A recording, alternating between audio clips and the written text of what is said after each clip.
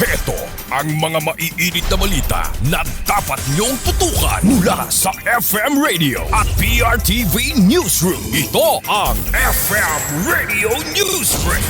FM Radio Newsbreak.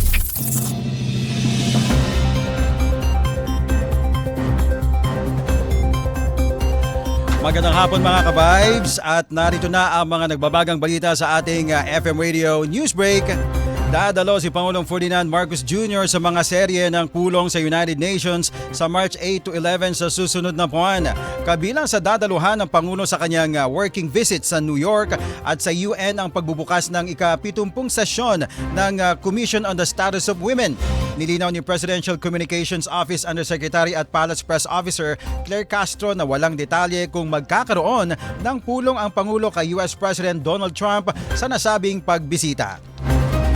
FM Radio Newsbreak. FM Radio Newsbreak.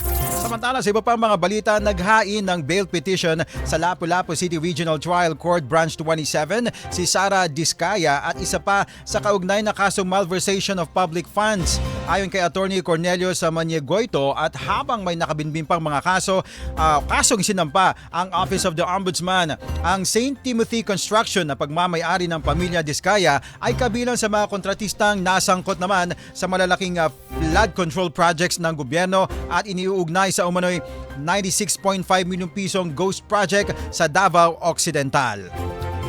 FM Radio Newsbreak. FM Radio Newsbreak. Samantala sa ating panghuling balita, palalakasin ng Department of Agriculture ang mga hakbang na magpapalakas sa industriya ng asukal.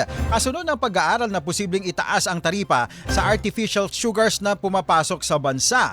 Ayon sa DA, layo ng panukalang hakbang na palakasin pa ang demand para sa lokal na asukal sa gitna ng patuloy na paggamit na mas murang imported na sweeteners gaya ng high fructose corn syrup.